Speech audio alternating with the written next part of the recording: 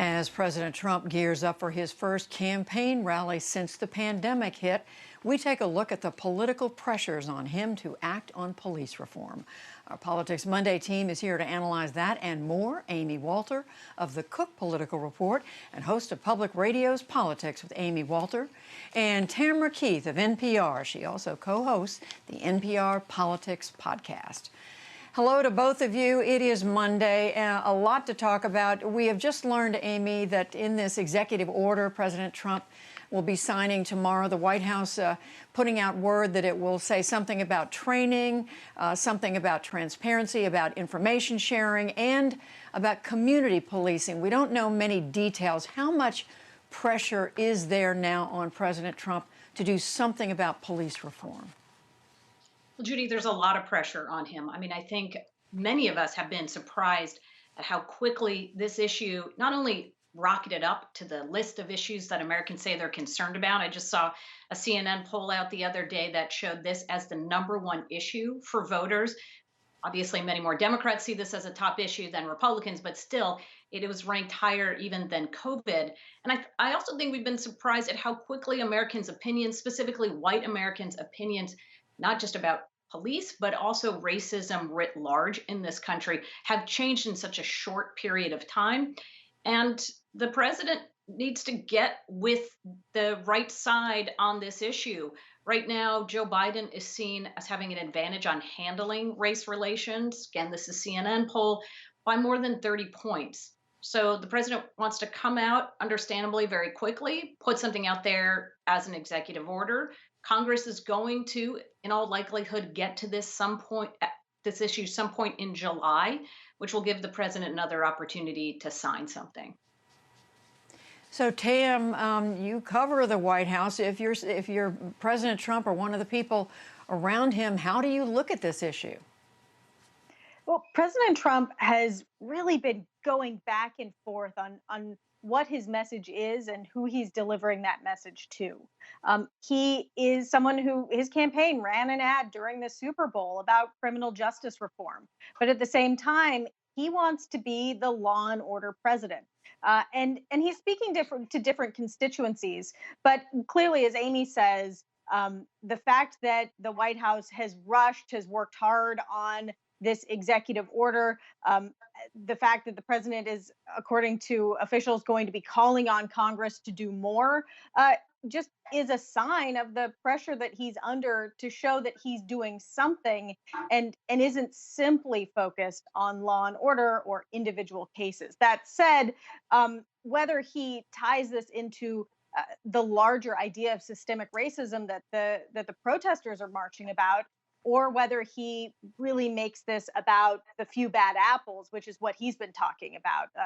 There are a few bad cops. I think that remains to be seen. It seems much more likely that he's going to lean on the side of, well, let's root out the few guys that are trouble. Meantime, Amy, the president continues to say he's done more for African Americans than any. At one point in the last few days, he's better than Abraham Lincoln.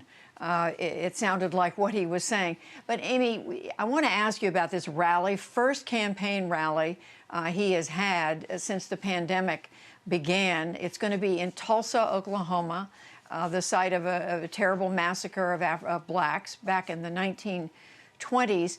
It was going to be held on Juneteenth, the anniversary of the end of slavery. They've now moved it to Saturday. But my question is it still smart for the president to be doing this?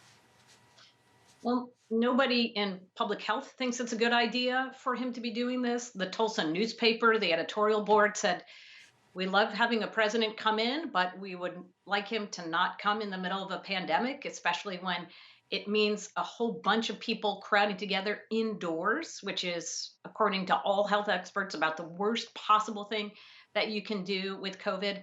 But Judy, it comes back to this. It's the politics of it really aren't the issue here. It seems to me it's what the president wants to do. He loves getting the adoration of the crowd. He's been missing it desperately.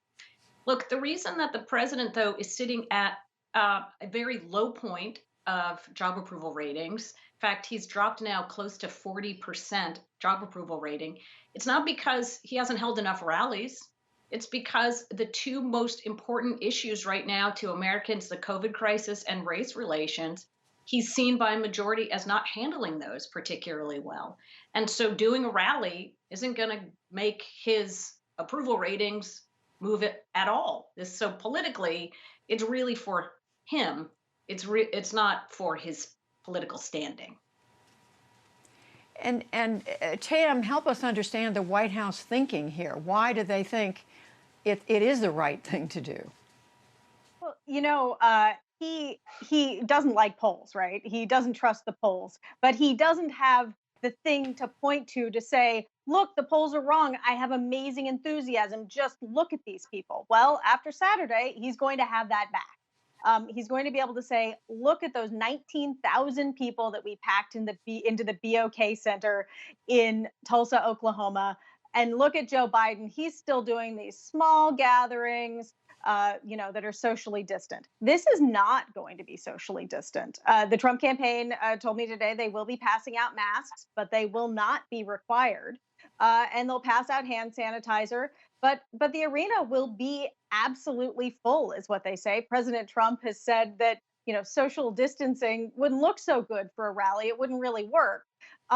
So he's going to have this big, bold, loud example of how he has enthusiasm. And now, does one rally and negate a bunch of negative polls? Probably not, but it'll look good in the ads. And just a few seconds to each of you, is it a problem for Joe Biden that he's not getting out, Amy? Well, right now, the Real Clear Politics average has Joe Biden up 8 over Donald Trump. So I would say no, it's not a problem for Joe Biden to still be in his basement. Yeah, and he's making the calculated risk that it may not be a great idea to be the source of a super spreader event. Now, we don't know whether the Trump rally will turn into a super spreader event, but without social distancing and masks, the public health experts I talk to are really concerned. So I guess if you can be 8 up from your basement, why change things? Tamara Keith, Amy Walter, we thank you both.